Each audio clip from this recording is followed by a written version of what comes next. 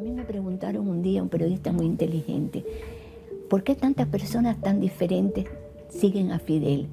Sí, las tomó de los artistas de Hollywood, los pobres de la tierra. Digo, porque hay una cosa que yo lo estudié con mucha calma, porque he estudiado también esto. Y sí, los artistas de Hollywood cuando viven en Cuba, ¿no? Que, obviamente, pero que tienen algo común, todos son resentidos, todos. Aunque tengan dinero, son resentidos hasta con ellos mismos, con la vida, con su país, con el dinero que tienen. Son personas muy contradictorias en su personalidad.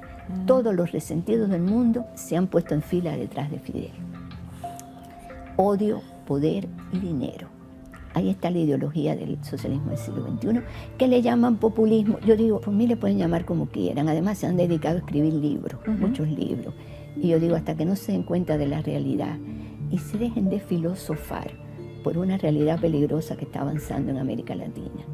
Y que porque Lula esté preso, porque Duque esté en Colombia, etcétera, etcétera, no quiere decir que han renunciado al proyecto. Hay un Estado Mayor muy capaz ideológicamente en Cuba. El otro día me preguntaron en un programa, ¿qué tiene Cuba? Que se están muriendo de hambre para tener poder sobre Venezuela. Le dije, un departamento ideológico, que es una ciudad, con gente pensante. Y dinero, poder y odio, se maneja eso mucho, mucha trabaja ideología. Con el odio y el resentimiento. Fidel, ¿sabe cómo le llamaba? La revolución silente. Me dijo, mientras llegamos al poder por la vía tonta de la democracia, hace años que estamos llevando adelante la revolución silente. Y a ellos le pregunto, ¿qué cosa es eso? Yo para seguir sabiendo. Él me prestaba libros, que yo los ponía en una mesita y yo no los leía, porque yo le decía, yo tengo que leer neurociencia. Cuando le hago esa pregunta, agarra un libro y me dice, léetelo, que no te lo has leído seguro. Léetelo hoy. Uno de los libros de Gramsci. O sea, penetra la neurona, trabaja el cerebro a la gente, trabaja la ideología, captúrale el alma a la persona y ya está todo hecho. Me dijo, lo estamos haciendo en América Latina con los medios, con los grupos empresarios, con los centros de educación. Y yo que recorro este país me doy cuenta de hasta qué punto han contaminado la libertad de pensamiento del ser humano, hasta qué punto le han secuestrado el alma y las neuronas. Bueno, en la educación seguro, ¿no? En todas partes. Yo reviso inclusive los programas de educación cuando llego a algunas provincias y en algunos lugares hay programas de educación que tienen contenido subversivo y que están enseñando a los niños a odiar. Y así no se construye una sociedad sana.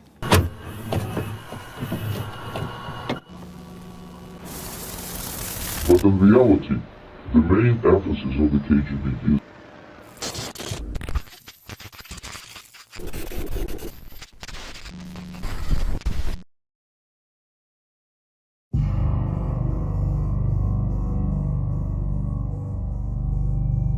But in reality, the main emphasis of the KGB is not in the area of intelligence at all.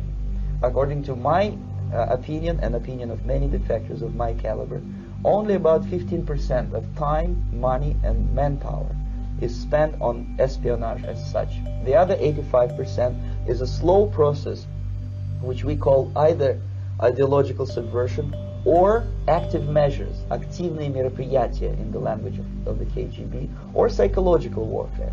What it basically means is to change the perception of reality of every American to such an extent that despite of the abundance of information, no one is able to come to sensible conclusions in the interest of defending themselves, their families, their community and their country. It's a great brainwashing process which goes very slow and is divided in 4 basic stages. The first one being demoralization. It takes from 15 to 20 years to demoralize a nation. Why that many years? Because this is the minimum number of years which requires to educate one generation of students in the country of your enemy, exposed to the ideology of the enemy. In other words, Marxism-Leninism ideology is being pumped into the soft heads of at least 3 generations of American students without being challenged or counterbalanced by the basic values of Americanism, American patriotism. The result you can see. Most of the people who graduated in the 60s dropouts or half-baked intellectuals are now occupying the positions of power in the government, civil service, business, mass media, educational system. You are stuck with them. You cannot get rid of them. They are contaminated. They are programmed to think and react to certain stimuli in a certain pattern. You cannot change their mind, even if you expose them to authentic information, even if you prove that white is white and black is black. You still cannot change the basic perception and the logic of behavior. In other words, these people, the process of demoralization is complete and irreversible. To get rid society of these people, you need another 20 or 15 years to educate a new generation of patriotically minded and common sense people who would be acting in favor and in the interests of the United States society. And yet these people who've been programmed and, as you say, in place, and who are favorable to an opening with the Soviet concept, these are the very people who would be marked for extermination in this country? Most of them, yes.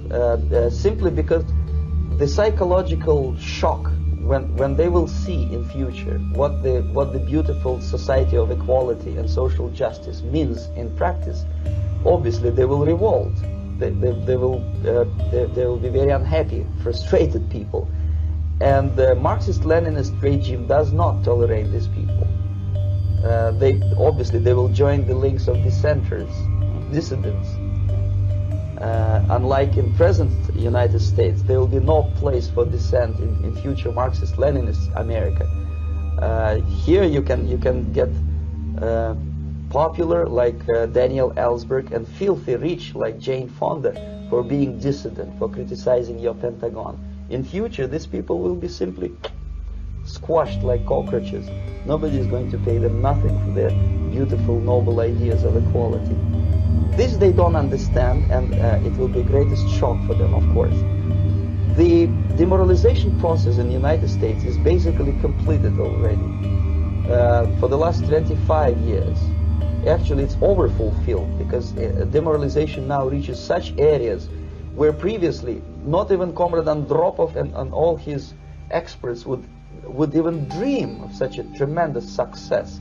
Most of it is done by Americans to Americans, thanks to lack of moral standards. As I mentioned before, exposure to true information does not matter anymore.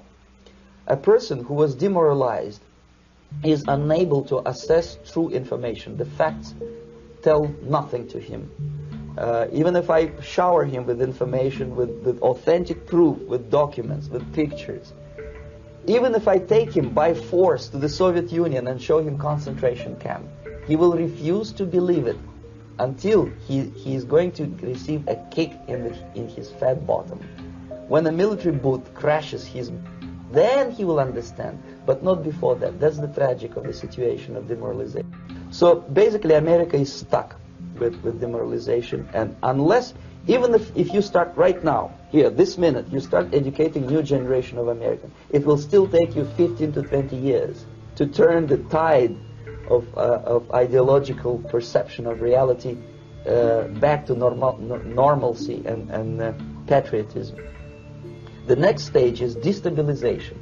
This time, subverter does not care about your ideas and the patterns of your consumption. Whether you eat junk food and get fat and flabby, it doesn't matter anymore. This time, and it takes only from 2 to 5 years to destabilize a nation, what matters is essentials: economy, foreign relations, defense systems.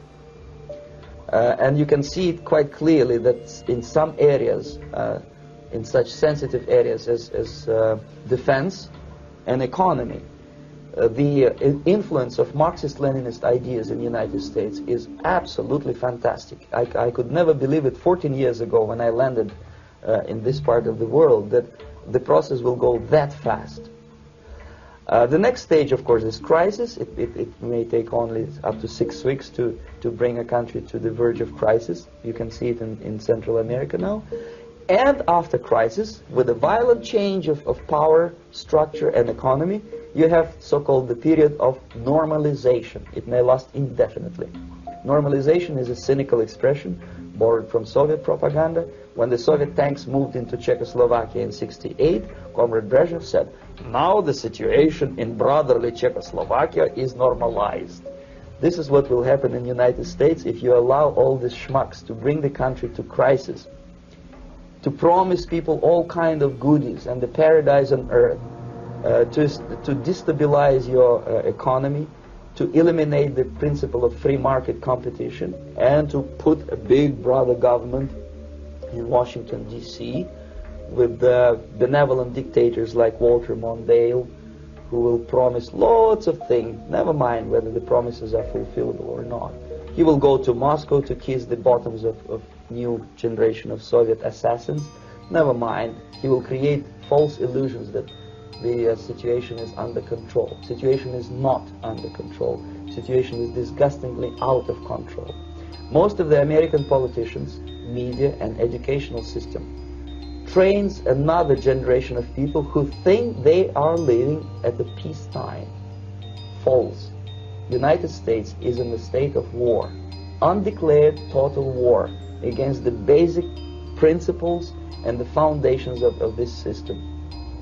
And the initiator of this war is not Comrade Andropov, of course. It's the system. However ridiculous it may sound, the world communist system, or the world communist conspiracy, whether I scare some people or not, I don't give a hoot. If you are not scared by now, nothing can scare you. But you don't have to be paranoid about it.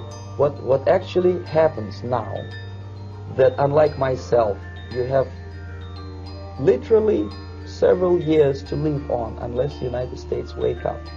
The time bomb is ticking. With every second, the disaster is coming closer and closer. Unlike myself, you will have nowhere to defect to, unless you want to live in Antarctica with penguins. This is it. This is the last country of freedom and possibility. Okay, so